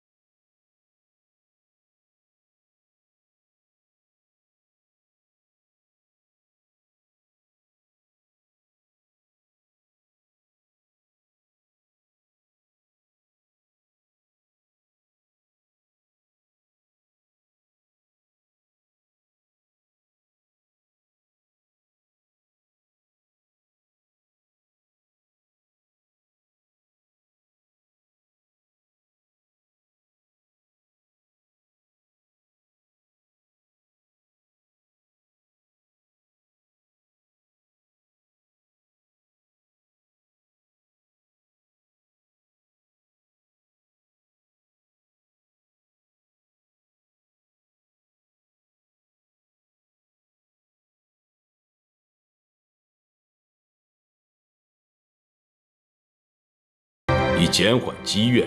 那本官问你，我的儿子现在被关在开封府大牢里，包拯说他害了你，那依你之见，应该如何惩处，才能减缓你对他的积怨？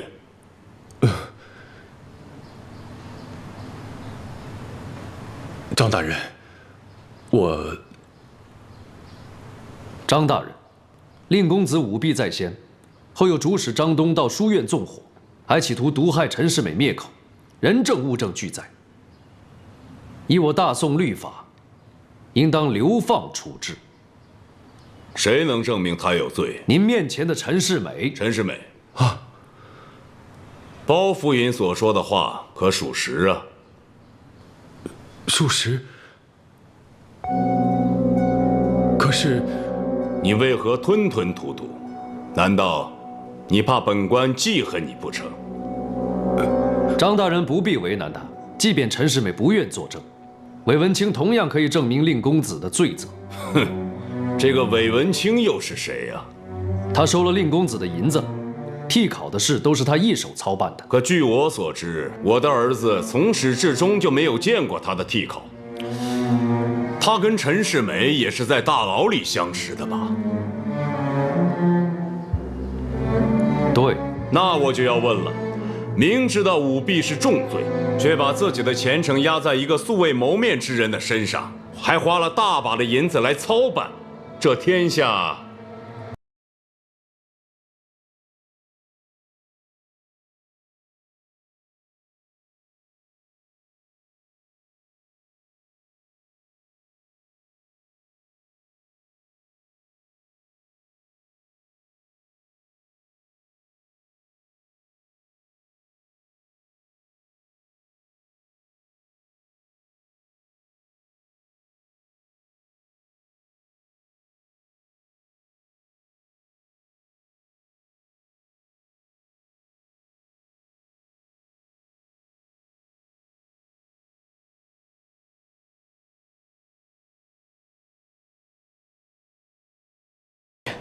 案子的事情，不妨等到揭榜之后再议不迟。案子不查清楚，如何揭榜？皇上心知肚明，舞弊不光牵涉张子雍一人，若逐一盘查，光今年恐怕就有大半进士跟主考难逃干系。包夫人，查清楚了又如何呀？依法惩办，选拔贤良之士取而代之。那些纨绔子弟花了大把银子买通主考，得到功名之后，也会以同样的方法捞回银子，甚至变本加厉。如此往复，我大宋岂不贪官当道，国将不国？贤良当道，就能长治久安吗？远了不说，就说庞勋、黄巢，还有杀死唐昭宗的朱温，他们个个都是贤良。如果没有他们，天下恐怕还是李家的大唐。就方才的策论而言，陈世美也算得上是一个贤良之士。可是谁能担保他以后不变成贪官污吏呢？包府尹，既然你非查不可的话，为何不从身边的贤良查起呢？堂堂科举舞弊丛生，究其根本是谁的罪责？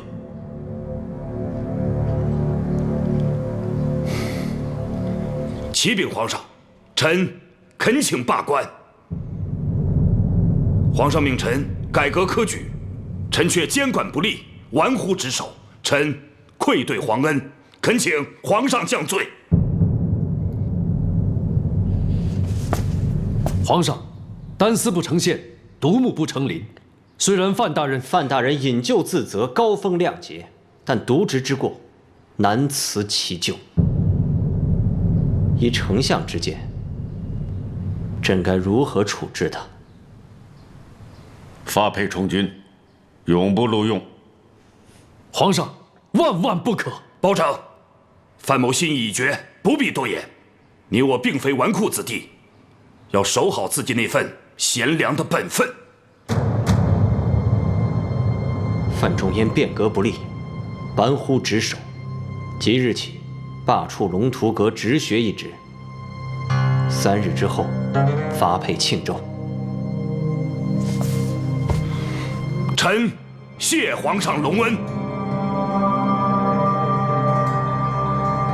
皇上，玩忽职守是重罪，徇私舞弊更是罪不可赦。臣恳请皇上将臣的儿子也发配到庆州，以免乱了纲纪，日后难以服众。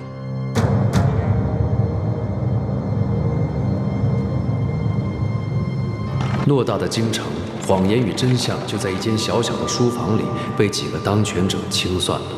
百姓们在这里安身立业，却不知这片土地下掩埋过多少毒是毒非。之后发生了什么，我不知道，只知道张子雍没有得到任何惩罚，当日就被特赦出狱了。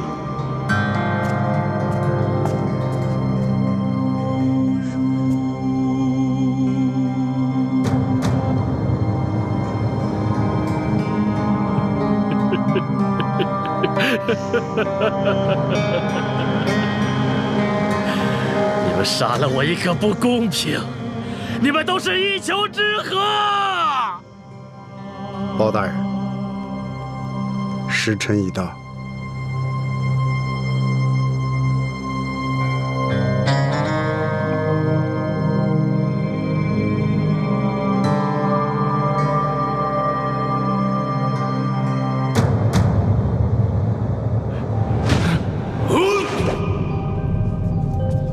但有一点韦文清错了，我不愿做一丘之貉。当天晚上，我带着嫂嫂和端午他们上了回乡之路，永远也不想再与他们同流合污。刚离开家，嫂嫂就想敏儿了。敏儿打小就没离开过我放心不下呀。咱们怎么能把她一个人留在这儿呢？嫂嫂，人各有志，不能强求。敏儿好不容易中了进士，于情于理，也不该逼她荒废仕途。她也老大不小了，能照顾好自己。三黑，你今天跟我们交个实底，你是不是惹什么祸事了？放心吧，没有。我只是厌倦了，想回老家种种地，放放羊，过几天安稳的日子。来也是你，走也是你，说风就是雨的。端午这2年啊，也没跟你沾上什么光，净跟你穷折腾了。嫂嫂，我们家本来就不富裕，穷日子照样也能过得好。哼，我不管你们怎么折腾，这包家的香火，赶紧给我续上。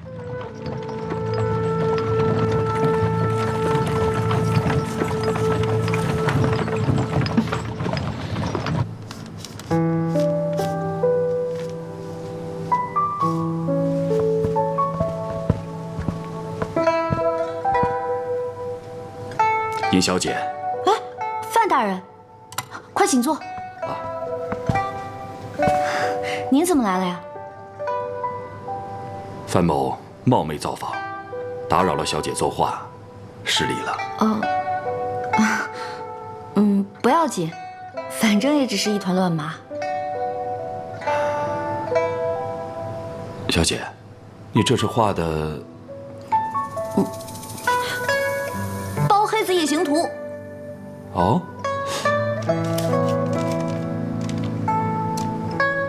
这。算了算了，别找了，它那么黑，找也找不到，打着灯笼都找不到。你也在找他？我才懒得找他。这个人也真是，案子结了人就消失了，啊，连个谢字都不说。不瞒小姐说，我明天就要离开京城了。本来想向包拯辞行，可是到现在他也不见踪影。除了你这儿，该找的地方我都找遍了。那他嫂嫂和他媳妇儿呢？也不知道他去哪里了。门窗紧闭，敲了半晌，也没有人答应。糟了，该不会出事了吧？哎，咱们去找找他。不用去了，我想他已经离开了京城。他离开京城了？为什么呀？想必是朝廷伤了他的心了。朝廷伤了他的心？本小姐又没伤了他的心，凭什么不辞而别啊？哎，尹小姐，你去哪儿啊？找他评理去。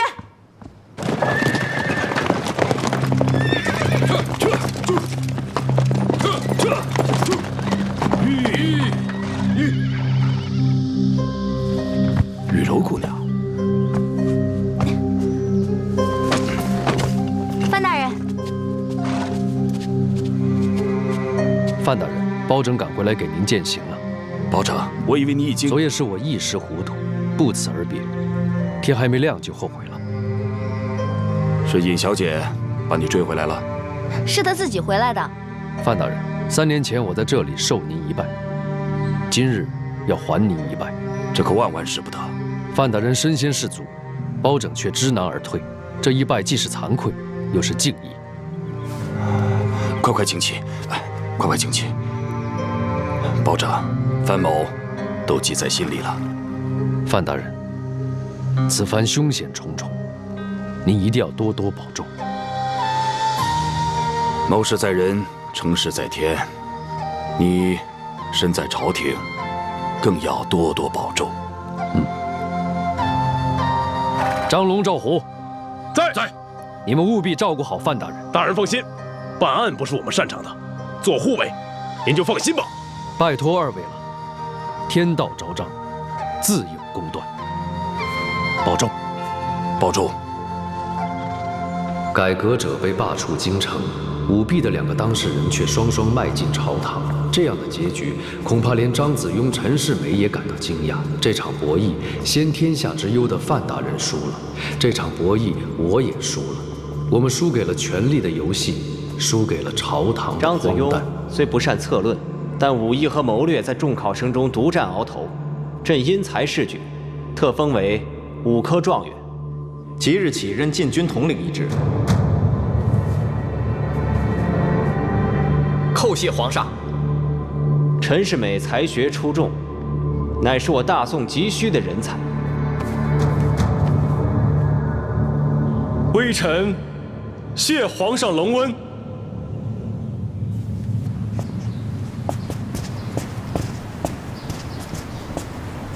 皇上，李娘娘来了，请进来。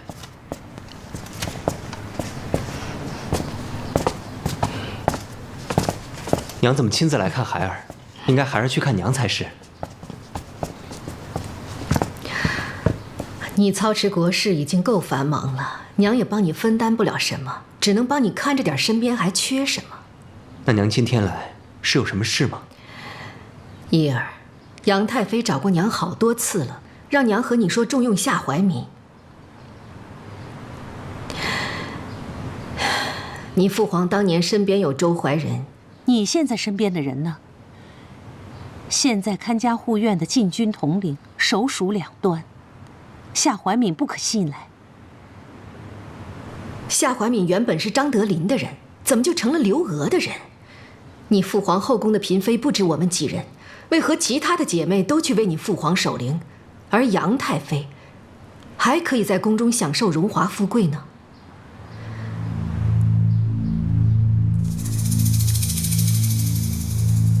夏怀敏到现在还把宫里当成是自己的家，这件事情，难道你不知道吗？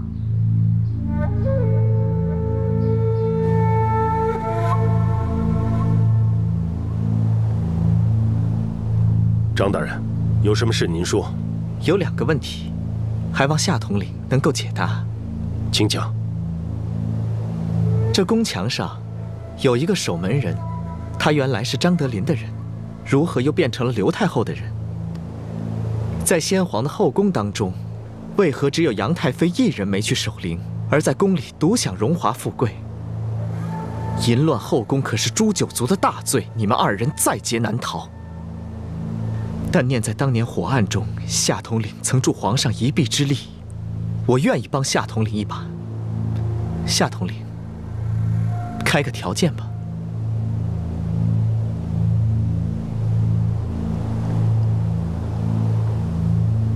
杨太妃是无辜的，求你们放她一马，让她去守灵。那你呢？怎么办？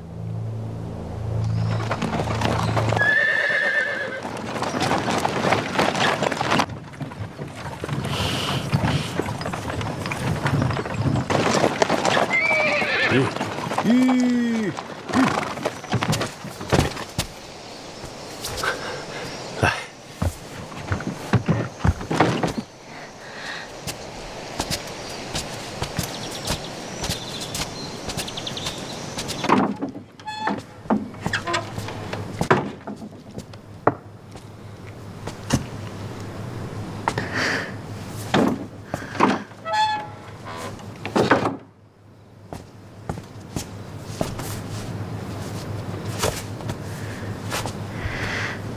这就是我们的家吗？这是我们今夜的家。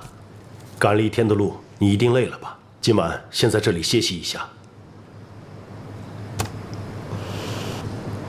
这里有点简陋，委屈你了。我喜欢这儿。我们哪里都不去了，以后就住在这里，做一对真正的人间夫妻。这里不是我们永远的家，我们永远的家离这里还有很远的路要走。那你给我讲讲，我们永远的家是什么样子的？那里有巫山的云，沧海的水，是人间仙境。那里只有我们2个人。真的，太好了。我这会儿就想去看看。那我们现在就启程吧。走。我想与你说件事情。什么事情？明天我们不能一同上路了。为什么？我们之所以能够出宫，是因为我答应皇上，要为他办一件事情。明天我必须去做。车夫会把你送到我们永远的家，为皇上办完事情之后，我们在那里会合。不，我就在这儿等你。你难道不想早点看到我们永远的家吗？我想。那就不要浪费时间了。为皇上办完事情，我一定能追得上你们的。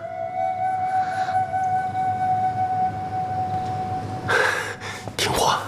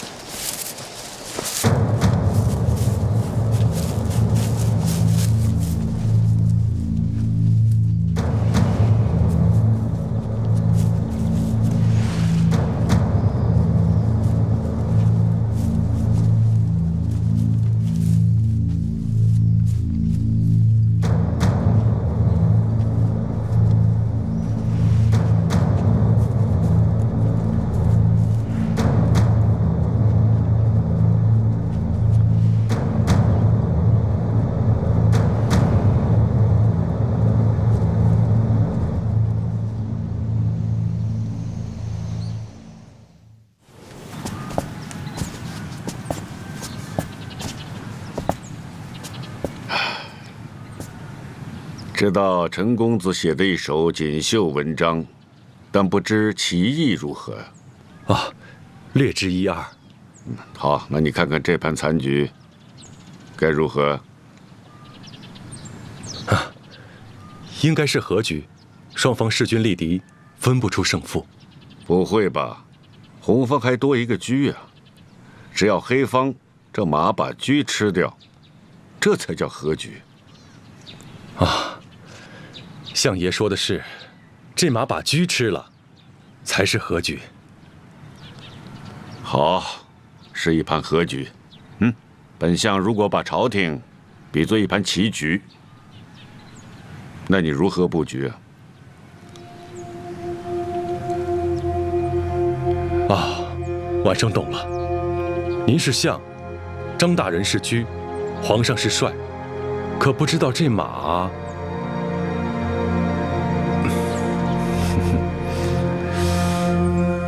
马还憋着腿呢。啊，本相最近听说皇上要选驸马。你是聪明人，本相不多说了。啊，谢相爷提点。只要马别憋着自己的腿，就会平平安安的。考场不比官场，考场你只要写一篇好文章，就平步青云；可是官场只要一步走错，就会万劫不复。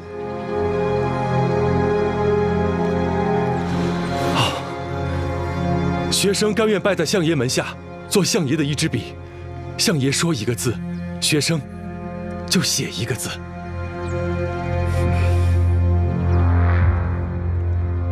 子从父命，孝矣；臣从君命，真乎？昔万城之国有征臣4人，则封疆不血；千城之国有征臣3人，则社稷不危；百城之家有征臣2人，则宗庙不毁。你是个聪明人，可惜答非所问。皇上是想问